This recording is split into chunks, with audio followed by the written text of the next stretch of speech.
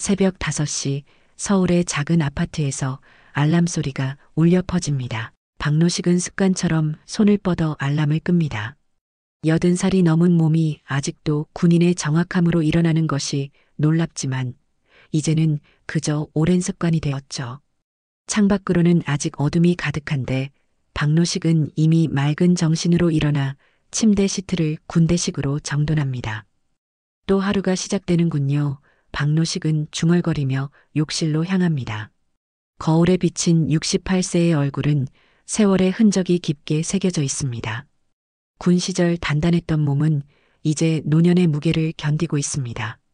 그래도 박노식은 오늘도 깔끔하게 면도를 하고 머리카락을 정돈합니다. 호텔 벨맨으로서의 단정함은 그에게 여전히 중요한 가치입니다. 부엌으로 향한 박노식은 간단한 아침 식사를 준비합니다. 식탁에 앉아 식사를 하며 창밖으로 서서히 밝아오는 서울의 아침을 바라봅니다. 마음속으로는 오늘 하루도 무사히 지나가길 바라는 마음뿐입니다. 70에 가까운 나이에 호텔 벨맨으로 일하는 것은 쉽지 않습니다. 특히 젊은 직원들 사이에서 속도를 맞추기는 더욱 어렵죠. 하지만 박노식에겐 선택의 여지가 없었습니다. 아내의 병원비와 손자의 대학 등록금을 위해서는 은퇴 후에도 계속 일해야 했으니까요. 출근 준비를 마친 박노식은 붉은색 호텔 유니폼을 입고 거울 앞에 섭니다. 물론 이 유니폼에는 그의 군 시절 훈장들이 달려있지 않습니다. 대한민국 해군에서 활약했던 시간들은 이제 그저 기억 속에만 남아있을 뿐이니까요. 오늘도 최선을 다합시다. 박노식은 자신을 다짐하며 집을 나섭니다. 호텔에 도착하자 이미 젊은 벨맨들이 로비에 모여 있습니다. 25살 정도로 보이는 민수가 박노식을 보더니 동료들에게 눈짓합니다. 할아버지 벨맨이 오셨네. 오늘도 느릿느릿하시겠네요. 민수의 말에 다른 젊은 직원들이 낄낄거립니다. 박노식은 그 말을 들었지만 대꾸하지 않고 묵묵히 자신의 락커로 향합니다. 벨맨 중에서 가장 오래된 락커이지만 다른 이들과 달리 개인 사진 하나 없이 오직 필요한 물품만 정돈되어 있습니다. 군대에서의 습관이 아직도 남아있기 때문입니다. 로비로 나가자 박지배인이 직원들을 모아놓고 무언가 이야기하고 있었습니다. 40살 중반의 박지배인은 항상 비즈니스적인 태도로 직원들을 대합니다. 특히 박노식에게는 더욱 차가운 태도를 보이죠. 자, 다들 들었지요? 오늘부터 3일간 미국 대사관 관계자들과 주한미군 고위 장교단이 우리 호텔에 투숙합니다. 최고의 서비스를 제공해야 하니 모두 긴장을 늦추지 마세요. 인수인계가 끝나고 로비로 나오자 첫 손님이 무거운 여행 가방을 들고 입구에 나타납니다. 박노식이 다가가려 하자 민수가 먼저 뛰어나가며 말합니다. 제가 하겠습니다. 민수는 재빠르게 손님의 짐을 받아 엘리베이터로 안내합니다. 박노식은 한숨을 내쉬며 로비의 구석에 서 있습니다. 과거의 부상으로 인해 움직임이 느려진 것은 사실이지만 여전히 그는 자신의 일에 최선을 다하고 싶었습니다. 하지만 호텔의 현실은 달랐습니다. 젊음과 속도가 우선시되는 이곳에서 박노식의 경험과 성실함은 별 가치가 없어 보였습니다. 하루를 시작하는 아침부터 이미 무시당하는 현실이 펼쳐지고 있었습니다. 오전 11시 호텔 직원 휴게실에서 박지배인의 목소리가 울려 퍼집니다. 그는 손에 들고 있는 종이를 흔들며 중요한 발표를 시작했습니다. 내일 오후부터 시작되는 미국 대사관 관계자와 주한미군 고위 장교단의 투숙 일정이 확정됐습니다. 호텔 전체가 완벽한 준비 상태를 갖춰야 하니 모두 긴장을 늦추지 마세요. 직원들 사이에서 술렁임이 일어납니다. 박노식은 조용히 앉아 메모를 하고 있었죠.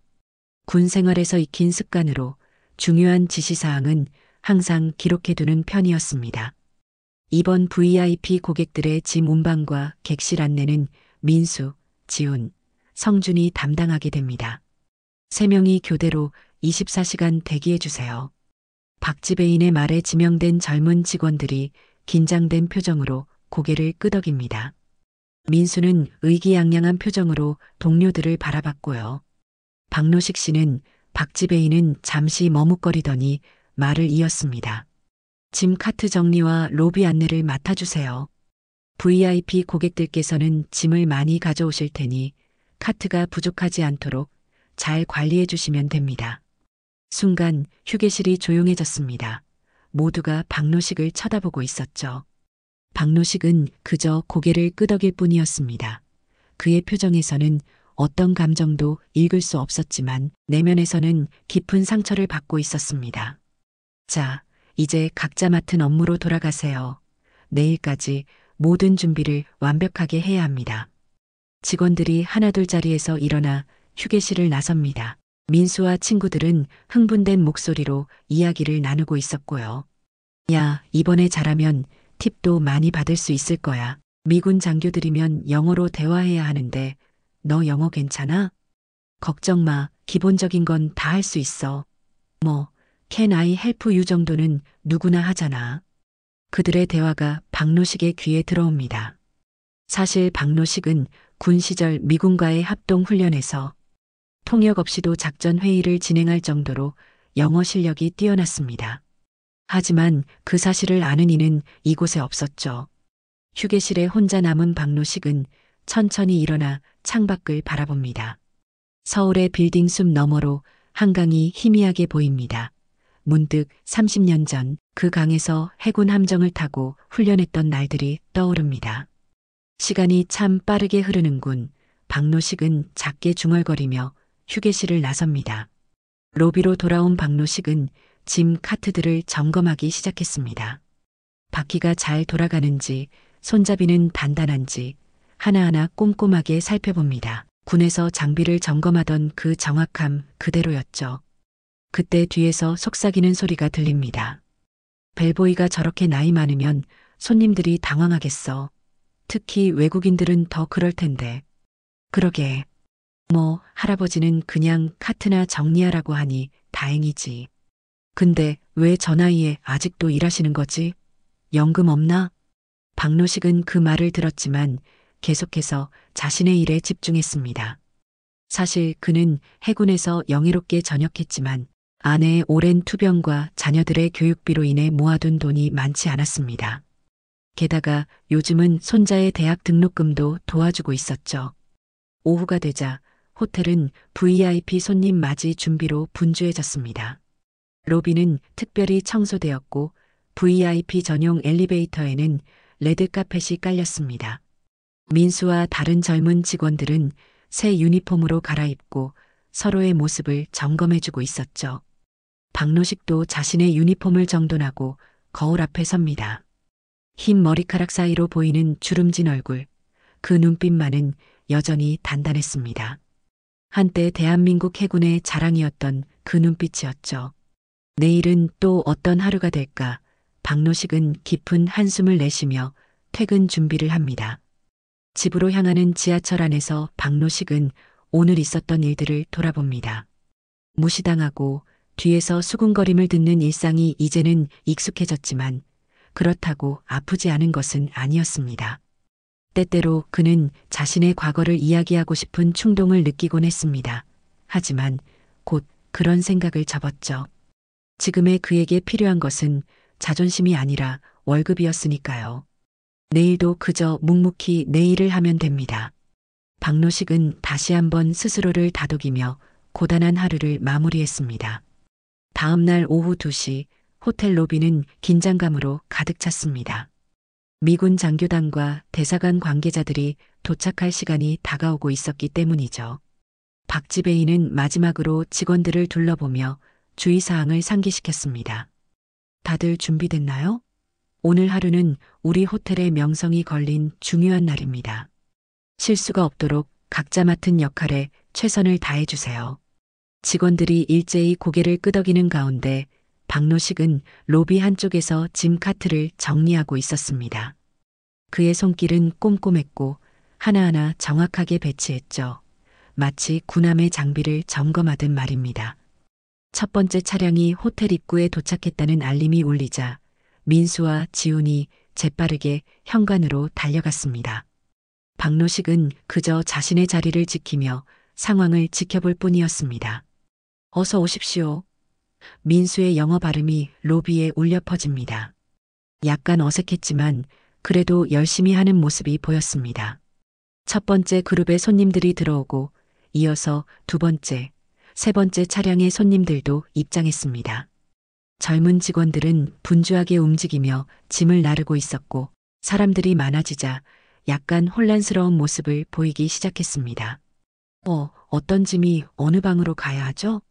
지훈이 당황한 목소리로 민수에게 물었습니다. 잠깐만 확인해 볼게. 민수는 리스트를 확인하며 대답했지만 그의 얼굴에도 불안한 기색이 역력했습니다. 네 번째 차량이 도착했을 때 모든 직원들의 시선이 그쪽으로 향했습니다.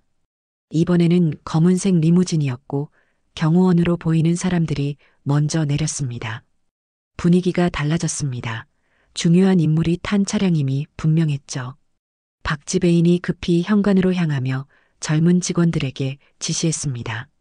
이분은 미군 준장님이시니 특별히 신경 써서 모시도록 하세요. 하지만 젊은 직원들은 갑작스러운 상황에 긴장한 듯 서로를 바라보기만 했습니다. 아무도 먼저 나서지 않았죠.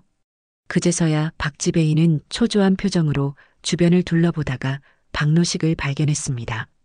박노식 씨, 빨리 와서 짐을 받으세요. 박지배인의 다급한 목소리가 들렸습니다. 박노식은 순간 망설였지만 곧 카트를 밀고 리무진 쪽으로 다가갔습니다. 그가 차량 앞에 서자 운전석 창문이 내려갔고 운전기사가 뒷자리를 향해 무언가를 말했습니다. 이어서 뒷좌석 창문도 천천히 내려갔습니다. 창문 너머로 미군 장성의 얼굴이 드러났습니다. 약 60대 중반으로 보이는 백인 남성, 브라이언 윌슨 준장이었습니다.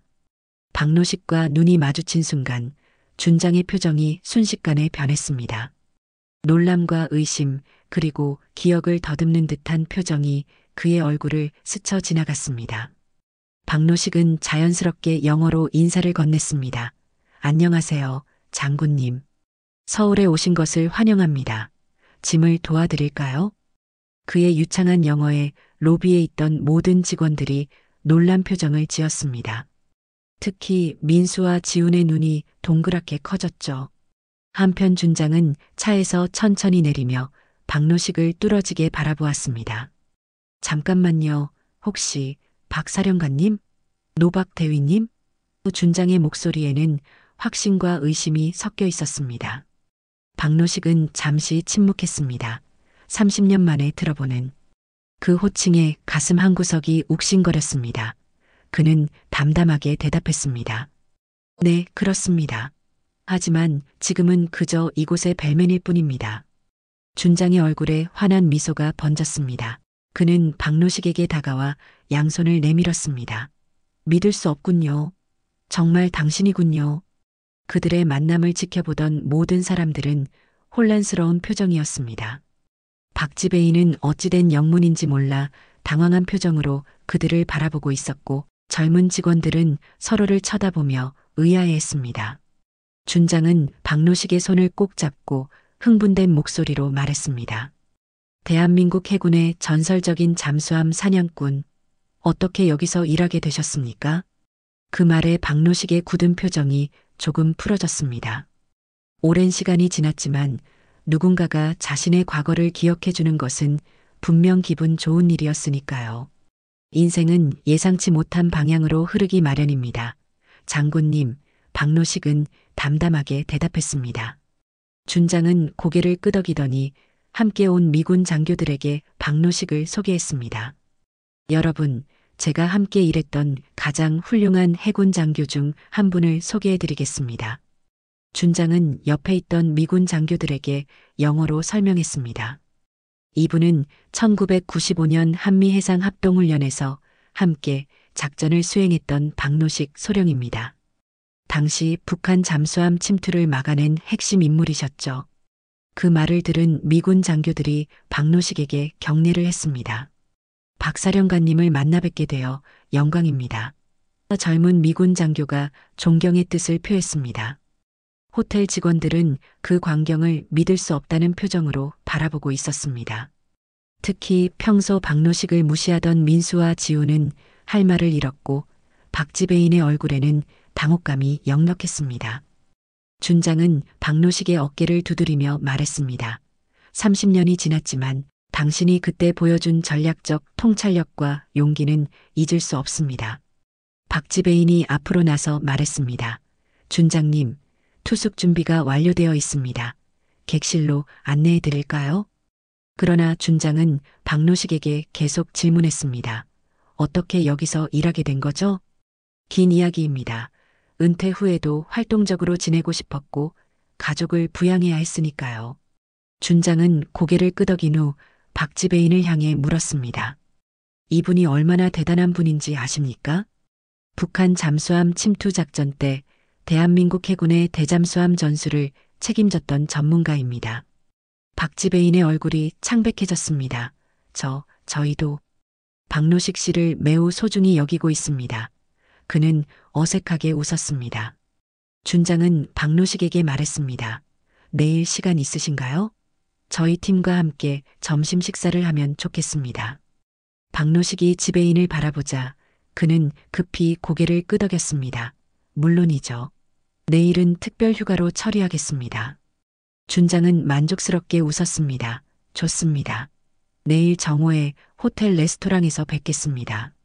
로비의 남은 직원들은 믿을 수 없다는 표정으로 박노식을 바라보았습니다.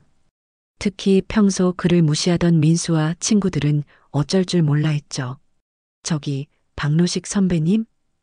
민수가 조심스럽게 존칭을 사용했습니다. 박노식은 아무 말 없이 짐 카트를 제자리에 두고 자신의 자리로 돌아갔습니다. 그의 발걸음은 평소보다 조금 더 당당해 보였습니다. 그날 밤 박노식은 아파트 옷장 속에서 오래된 나무 상자를 꺼냈습니다. 상자 안에는 해군 시절 유니폼에 달았던 계급장과 훈장들이 보관되어 있었습니다. 특히 가운데 놓인 훈장은 북한 잠수함 침투 작전을 성공적으로 이끈 공로로 받은 것이었죠. 이런 날이 올 줄은 몰랐는데 그는 중얼거리며 상자를 열었습니다. 금속 위에 새겨진 글자가 빛에 반사되었습니다. 국가 안보에 기여한 공로 박노식의 입에서 작은 미소가 새어나왔죠. 사진첩을 넘기자 젊은 시절의 자신이 해군 장교 유니폼을 입고 있는 모습이 보였습니다. 한미연합작전 당시의 사진들, 함정, 갑판 위에서 미군 장교들과 찍은 사진, 작전 회의실에서 전략을 설명하는 장면, 그리고 오늘 만났던 윌슨 준장과 함께 찍은 사진도 있었습니다. 시간은 빠르게 흘러 30년이 지났지만 그 순간의 기억은 생생했습니다. 북한 잠수함 출현 정보를 받았을 때의 긴장감, 밤새 작전 계획을 세웠던 순간들, 임무 완수 후의 성취감까지 모든 것이 파도처럼 밀려왔습니다. 그때는 모두가 나를 필요로 했었지. 오래된 수첩에는 대잠수함 작전에 관한 메모들이 빼곡했습니다. 군 시절 그가 연구하고 발전시켰던 전략들이었죠. 박노식은 자신이 이 분야에 얼마나 전문성을 갖추고 있었는지 새삼 깨달았습니다. 지금도 내가 이런 일을 할 수 있을까? 나이가 들었지만 그의 지식과 경험은 여전했습니다. 다만 그것을 활용할 기회가 없었을 뿐이었죠. 창밖으로 서울의 밤 풍경이 펼쳐져 있었습니다. 문득 젊은 시절, 함정 갑판에서 밤하늘을 바라보던 순간이 떠올랐습니다. 내일 어떤 제안을 할지 박노식은 깊은 생각에 잠겼습니다. 밤이 깊어가면서 박노식은 상자 속 물건들을 원래 자리에 되돌려 놓았습니다. 마지막으로 훈장을 손에 쥐고 잠시 바라보다가 그것만은 침대 옆 탁자 위에 올려두었습니다. 내일을 위한 작은 용기의 상징으로 말이죠. 다음 날 아침 호텔 로비에는 미군 장교들이 정장 차림으로 모여 있었고 그 중심에 윌슨 준장이 서 있었습니다. 박노식은 평소보다 일찍 호텔에 도착했고 벨맨 유니폼이 아닌 단정한 정장 차림이었습니다. 박소령, 와주셔서 감사합니다. 준장은 박노식의 손을 맞잡았습니다. 준장님, 전 이제 소령이 아닙니다. 박노식은 겸손하게 대답했습니다. 내게는 항상 존경하는 소령님으로 남아있을 겁니다. VIP룸으로 안내된 박노식은 테이블에 앉은 미군 장교들과 국방부 관계자들을 보고 놀랐습니다. 소령님, 우리는 여전히 당신이 필요합니다. 윌슨 준장의 말에 방안이 조용해졌습니다. 국방부 김태준 과장이 설명했습니다. 박노식님의 군 경력과 공적은 정말 놀랍습니다. 특히 잠수함 대응 전략 분야에서의 전문성은 현재도 매우 가치 있습니다. 최근 한반도 주변 해역의 잠수함 활동이 증가하고 있습니다. 우리는 소령님의 전문 지식이 필요합니다.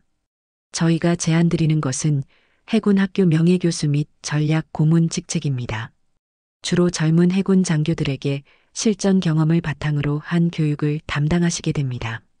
또한 현재 진행 중인 해상안보 프로젝트에 조언을 제공하는 역할도 있습니다. 주 3일 근무로 연봉은 현재보다 3배 이상 높게 책정되어 있습니다. 박노식은 말없이 그들의 설명을 들었습니다. 생각할 시간이 필요합니다. 물론입니다. 하지만 우리는 단순히 과거의 영광 때문에 이런 제안을 하는 것이 아닙니다. 소령님의 지혜와 경험이 현재 우리에게 절실히 필요합니다. 점심 식사가 끝나갈 무렵 박지배인이 VIP룸에 들어왔습니다. 그는 박노식에게 공손하게 인사하고 한쪽으로 안내했습니다. 박노식 선생님, 어제 있었던 일로 정말 죄송합니다. 선생님의 대단한 과거를 전혀 몰랐습니다. 사실 저희도 제안이 있습니다. VIP 고객 응대 책임자로 승진을 제안드리고 싶습니다. 급여도 인상해드리고 근무 시간도 선생님이 원하시는 대로 조정 가능합니다. 박노식은 이 갑작스러운 제안들 앞에서 깊은 고민에 빠졌습니다. 자신의 전문성을 다시 발휘할 기회가 생겨 기뻤지만 익숙한 일상을 떠나는 것에 대한 두려움도 있었습니다. 그의 마음속에는 더 깊은 질문이 있었습니다. 단순히 고액 연봉이 아니라 정말 의미 있는 일을 할 수 있을까? 내 경험과 지식이 진정 도움이 될까? 다음 날 아침 박노식은 평소보다 일찍 깨어났습니다. 밤새 고민했지만 마음속 깊은 곳에서는 이미 답을 알고 있었습니다. 평소와 달리 오늘은 정장을 차려입고 주머니에 훈장을 넣었습니다. 호텔에 도착한 박노식은 곧장 지배인실로 향했습니다. 아, 박노식 선생님, 어제 제안에 대해 생각해 보셨나요? 박노식은 준비해온 봉투를 지배인의 책상 위에 올려놓았습니다. 사직서입니다. 하지만 어제 저희가 제안드린 정말 감사하지만 저는 호텔을 떠나려 합니다. 국방부 제안을 받아들이시는 겁니까? 네. 이해합니다. 이제라도 선생님의 진짜 가치를 알아서 다행입니다. 그동안 저희가 얼마나 무례했는지 정말 사과드립니다. 괜찮습니다. 하지만 한 가지 말씀드리고 싶은 게 있습니다. 사람을 겉모습만 보고 판단하지 마십시오. 모든 사람에게는 이야기가 있고 가치가 있습니다. 로비에서는 민수를 비롯한 젊은 직원들이 그를 기다리고 있었습니다. 선배님, 정말 떠나시는 거예요? 민수가 조심스럽게 물었습니다. 그렇단다. 그동안 무례하게 대해서 정말 죄송합니다. 민수와 다른 직원들이 사과했습니다. 박노식은 미소를 지으며 그들의 어깨를 토닥였습니다. 괜찮다. 너희들도 각자의 길에서 최선을 다하거라. 호텔 앞에는 미군 차량이 대기하고 있었고 윌슨 준장이 그를 맞이했습니다. 결정하셨군요. 준장이 환한 미소로 말했습니다. 네. 제가 도움이 될 수 있다면 다시 한번 힘을 보태겠습니다. 소령님의 지혜가 우리에게 필요합니다. 현역이 아니어도 말이죠. 차 안에서 윌슨 준장이 물었습니다. 후회 없으십니까? 박노식은 창밖으로 지나가는 서울의 풍경을 바라보며 대답했습니다. 인생에서 후회 없는 선택이란 없겠지요. 하지만 이번만큼은 마음이 편안합니다. 다음 날 호텔 직원들은 정문 앞에 선 정부 차량들과 로비에서 대기 중인 미군 장교들을 목격했습니다. 그들은 박노식을 마중 나온 것이었습니다. 선배님, 오늘부터 정식으로 새 직장 출근하시는 건가요? 민수가 조심스럽게 물었습니다.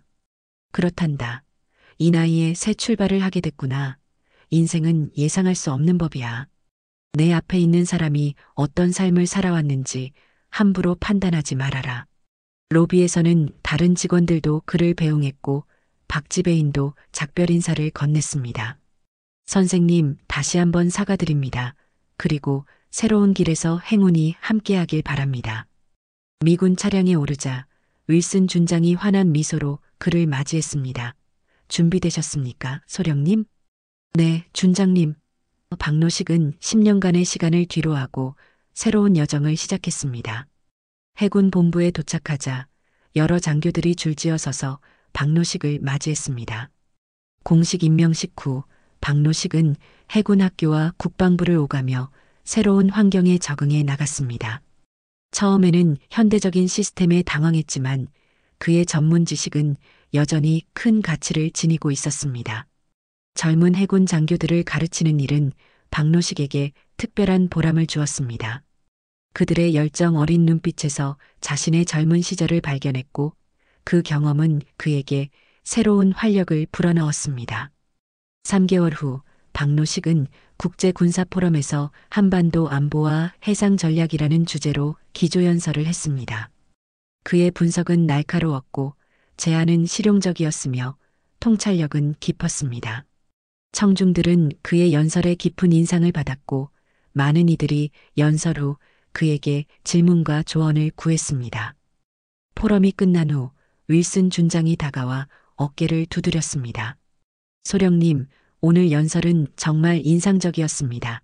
당신을 다시 이 자리에 모실 수 있어 다행입니다. 박노식은 미소를 지으며 대답했습니다. 저 역시 의미 있는 일을 할 수 있어 기쁩니다. 이제야 제 자리를 찾은 것 같네요. 창밖으로 보이는 서울의 밤 풍경을 바라보며 박노식은 지난 몇 개월을 돌아보았습니다. 벨맨으로서의 10년과 고문으로서의 지금, 어느 것도 헛된 시간은 아니었습니다. 모든 경험이 그를 오늘의 자리에 있게 해준 것이었죠. 이제 박노식은 더 이상 무시당하는 노인이 아니었습니다.